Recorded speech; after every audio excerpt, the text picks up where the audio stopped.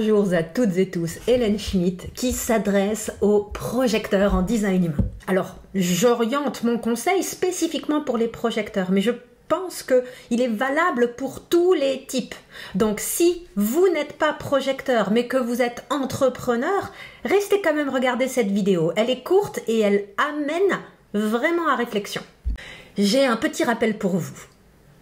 Nous sommes designés pour voir de la manière la plus évidente qui soit ce qui fonctionne pas et comment mettre de l'huile dans les rouages, comment faire en sorte que la conscience et l'énergie fonctionnent de manière fluide. En effet, nous les projecteurs, on est là pour guider la conscience et l'énergie.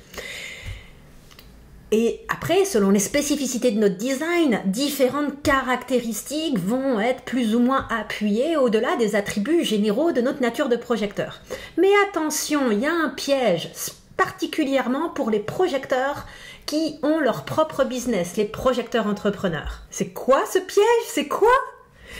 C'est que le gros problème du projecteur, c'est de donner des conseils non sollicités d'une manière générale, de s'exprimer, de proposer des solutions aussi pertinentes soient-elles, sans qu'on lui ait demandé.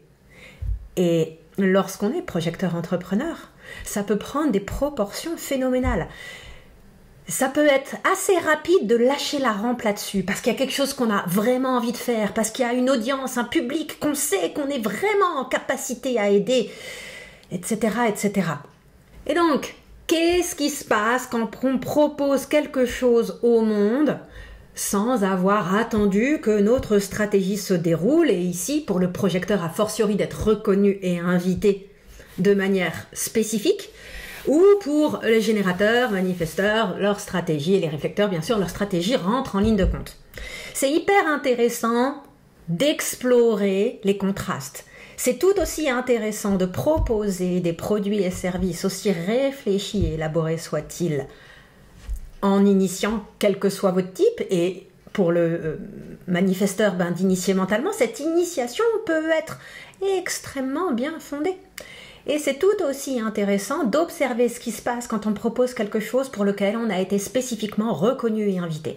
J'ai vu la différence de manière flagrante encore et encore et encore et encore au cours de ma carrière. Et je suis la reine pour oublier à quel point c'est important et me laisser embarquer à mettre au point des services extrêmement complets. En plus, en tant que projecteur, on va dans des niveaux de profondeur. On est en capacité à adresser la totalité d'une problématique et d'avoir du coup un super produit, entre guillemets, usine à gaz, mais que personne n'est venu nous demander, même si on sait qu'il adresse le fond de leurs problèmes et qu'il les aiderait grandement. Personne n'est venu nous demander ça. Donc concrètement, allez-vous me dire comment ça se passe? Qui, de l'œuf ou de la poule? Vous voyez, parce que rien ne vous empêche de parler des sujets qui vous passionnent. Rien ne vous empêche de créer du contenu sur les sujets qui vous passionnent.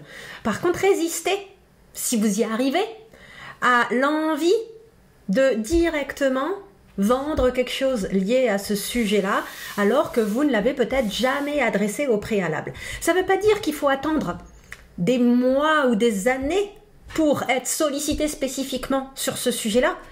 Par contre, il faut, et Dieu sait que c'est difficile, hein, je sais que surtout quand on est entrepreneur, il faut le délivrer avec le moins d'attente possible, voire une absence complète d'attente, avec le feu de la passion, avec la conviction, avec la maîtrise, puisqu'il est, ici encore lorsqu'on est projecteur, important d'être reconnu et invité aussi pour les systèmes qu'on maîtrise et qu'on aime maîtriser. Donc ça peut être un jeu sur un temps long ou un temps moyen. Temps long pour moi ça peut être des années, temps moyen quelques mois.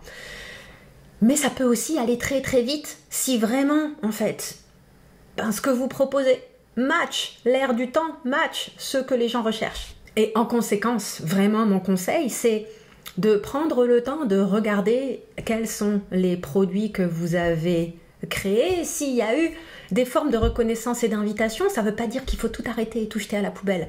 Ça veut juste dire que si tant est que vous sentiez qu'il y ait de la résistance, au-delà d'un contexte, on va dire politique et économique en France et en Europe plus généralement, qui est quand même super bizarre et qui a fait que les changements de comportement en 2024 ont été extrêmement abrupts, Donc il y a un contexte à prendre. Il ne s'agit pas de prendre toute la responsabilité du monde sur vos épaules.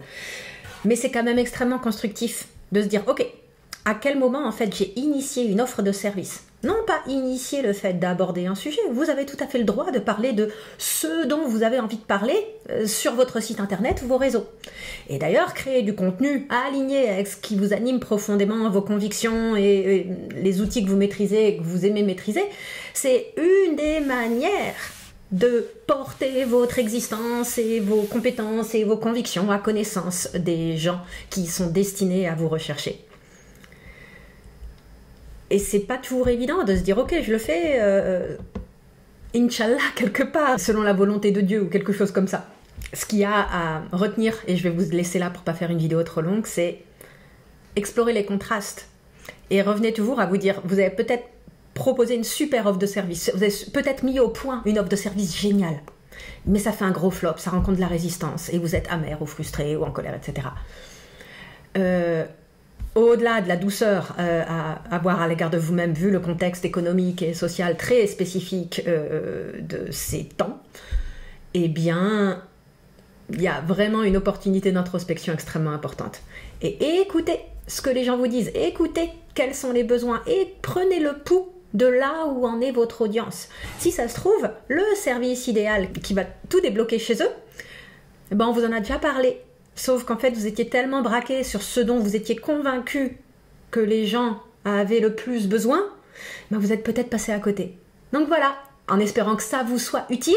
Et si cela vous intéresse, tous les liens correspondant à mes offres actuelles ou futures sont disponibles. N'hésitez pas à me contacter si vous avez une question vis-à-vis de l'offre de service que je propose, puisque moi, la première, en fait, je peux me retrouver à proposer une offre de service tout simplement parce qu'une personne est venue me solliciter spécifiquement sur quelque chose en me reconnaissant et que mon autorité dit oui. Ça va pas plus loin que ça, la plupart de mes services, en fait, qui tout d'un coup naissent.